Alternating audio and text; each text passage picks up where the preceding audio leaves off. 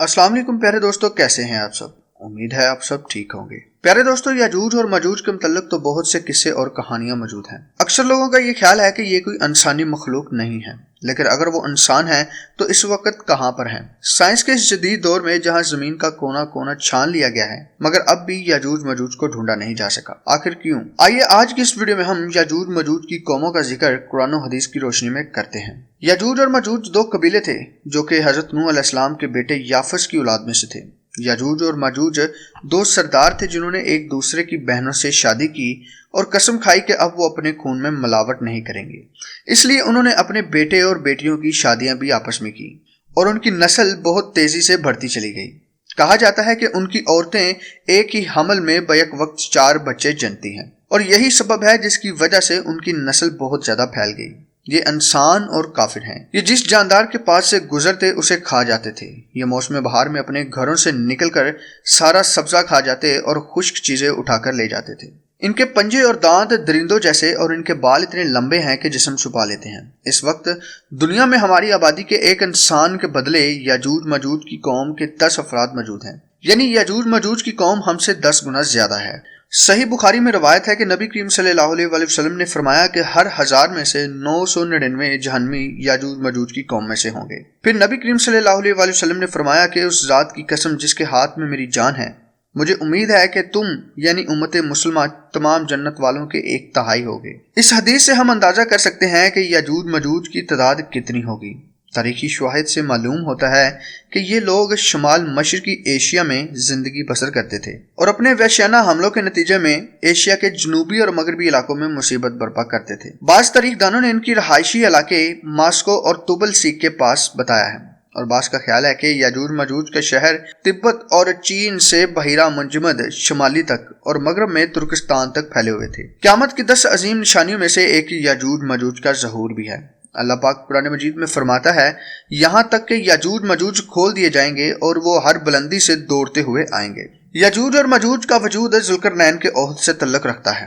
जुल्करनैन एक बहुत ही नेक सिफ्त इंसान और अजीम बादशाह थे। अल्लाह ताला ने उन्हें कुव्वत और ताकत से नवाजा था और उन्होंने मशरक से मगरब तक अपनी हुकूमत कायम कर ली थी। तमाम बादशाहों और ममालिक पर उनकी हुकूमत थी और उन्होंने मशरक और मगरब के दूर दराज का सफर तय किया था। उनका तज़किरा हमें कुरान मजीद की सूरत अल कहफ में मिलता है और उनका जिक्र अहादीस में भी मौजूद है। उसी जमाने में याजूज माजूज ने भी कत्लो गारत का बाजार गर्म कर रखा था। वो ऐसे वहशी थे कि इंसान को जिंदा चीर फाड़ देते थे और खून की नदियां बहाना उनका मामूल था।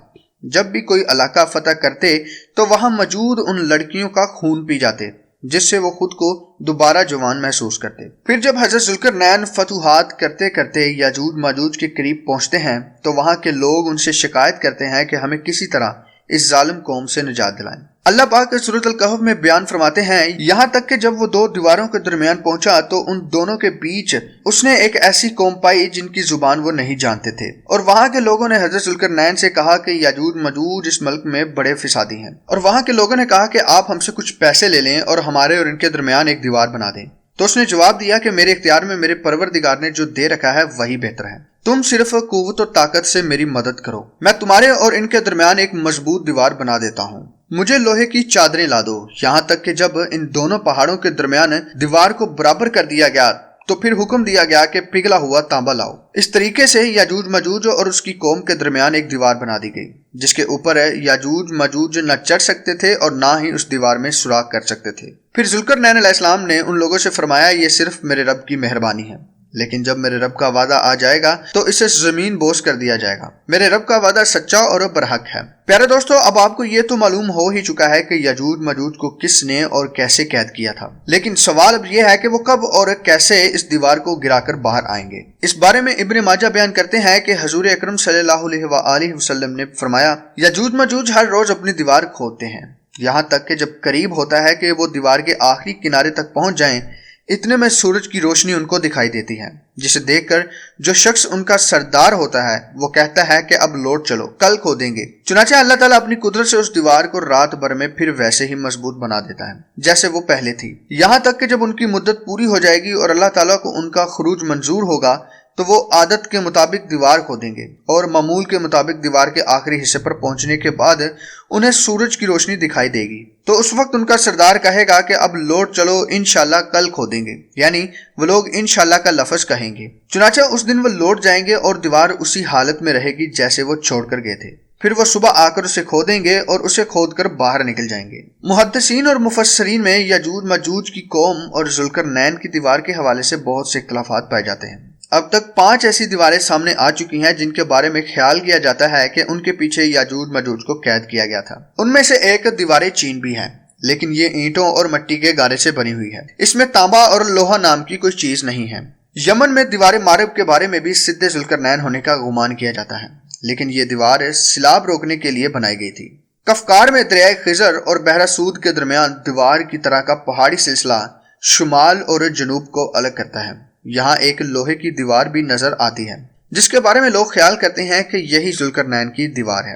ایک صحابی نے رسول اللہ صلی اللہ علیہ وآلہ وسلم سے عرض کیا کہ میں نے اس دیوار کو دھاری دار چادر کی طرح دیکھا ہے جس کی ایک دھاری سرخ ہے اور ایک کالی ہے۔ اس پر آپ صلی اللہ علیہ وآلہ وسلم نے فرمایا، واقعی تم نے اس کو دیکھا ہے؟ باقی یہ دعویٰ کہ سائنس کی ترقی کی وجہ سے اب دنیا کا کوئی کونا چھپا نہیں ہے، یہ دعویٰ غلط اور بے دلیل ہے۔ جس دیوار کی اور جس قوم کی حق تعالیٰ نے خبر دی ہے وہ صحیح اور درست ہے، اور اس پر ایمان لانا واجب ہے اور اس کی تصدیق کرنا فرض ہے۔ ہو سکتا ہے کہ ہم کو اس دیوار کا موقع اور محل معلوم نہ ہو۔ پیارے دوستو، اب یہ سوال پیدا ہوتا ہے کہ پہلے دجال کا ظہور ہوگا یا پھر یاجوج ماجوج کا؟ صحیح مسلم کی روایت میں حضور اکرم صلی اللہ علیہ وآلہ وسلم فرماتے ہیں کہ جب دجال کا ظہور ہوگا تو حضرت عیسیٰ بن مریم علیہ السلام دمشق کے مشرقی جانب سفید مینار پر زرد کپڑے پہنے ہوئے 2 فرشتوں کے بازوؤں پر ہاتھ رکھے ہوئے اتریں گے۔ ان کی سانس کی بھاپ جس طرف جس کافر کو پہنچے گی وہ ہلاک ہو جائے گا۔ حضرت عیسیٰ علیہ السلام دجال کو باب لد کے مقام پر قتل کر دیں گے۔ پھر اللہ کے حکم سے حضرت عیسیٰ علیہ السلام مومنین کو کوہ طور پر لے جائیں گے، کیونکہ اس وقت یاجوج ماجوج کا ظہور ہوگا جن کو کبھی شکست نہیں ہوئی ہے۔ یاجوج ماجوج ہر بلندی سے پھیل جائیں گے۔ جب یاجوج ماجوج ظاہر ہوں گے تو اتنی زیادہ تعداد میں ہوں گے کہ ان کا پہلا گروہ بحیرہ تبریہ کا سارا پانی پی جائے گا۔ پیارے دوستو، بحیرہ تبریہ اسرائیل میں ایک بہت بڑی پانی کی جھیل ہے، اور جب ان کا آخری گروہ بحیرہ تبریہ پہنچے گا تو گمان کرے گا کہ کبھی یہاں پانی ہوتا تھا۔ زمین کو فتح کرتے کرتے وہ بیت المقدس تک پہنچیں گے تو کہیں گے کہ اب ہم نے ساری دنیا فتح کر لی، اب آسمان کو بھی فتح کیا جائے۔ تو وہ آسمان پر تیر پھینکیں گے جو خون آلود ہو کر واپس آ جائے گا۔ یاجوج ماجوج کہیں گے ہم نے آسمان بھی فتح کر لیا۔ دنیا میں قحط پڑ جائے گا کیونکہ وہ سارا پانی پی جائیں گے اور ساری فصلیں بھی کھا جائیں گے۔ پھر حضرت عیسیٰ علیہ السلام اور ان کے ساتھی جو کوہ طور پر موجود ہوں گے وہ اللہ سے دعا کریں گے تو اللہ پاک حضرت عیسیٰ علیہ السلام کی دعا قبول کرے گا اور یاجوج ماجوج کی گردنوں میں ایک ایسا کیڑا پیدا کرے گا جس سے ساری قوم ہلاک ہو جائے گی۔ ہر طرف یاجوج ماجوج کی لاشیں ہوں گی، گندگی، بدبو اور خون کی ندیاں بہہ رہی ہوں گی، یہاں تک کہ زمین پر پیر رکھنے کو جگہ نہیں ملے گی۔ پھر حضرت عیسیٰ علیہ السلام اللہ پاک سے دعا کریں گے تو اللہ پاک بڑے بڑے پرندوں کو بھیجے گا جو ان کی لاشوں کو اٹھا کر کہیں دور لے جائیں گے۔ رسول اللہ صلی اللہ علیہ وآلہ وسلم نے فرمایا، اس ذات کی قسم جس کے ہاتھ میں میری جان ہے، زمین کے جانور ان کا گوشت اور چربی کھا کر خوب موٹے ہو جائیں گے۔ جب پرندے ان کی لاشوں کو اٹھا کر لے جائیں گے تو ان کے تیر کمان اس مقدار میں زمین پر ہوں گے کہ مسلمان ان کے تیر اور کمان سے 7 سال کا ایندھن جلا سکیں گے۔ اس کے بعد اللہ پاک ایسی بارش فرمائے گا کہ سب کچھ اس میں بہہ جائے گا اور زمین ساری دھل کر پاک ہو جائے گی۔ پھر زمین پر ایسے پھل اگیں گے کہ ایک انار ایک جماعت کے لیے کافی ہو جائے گا۔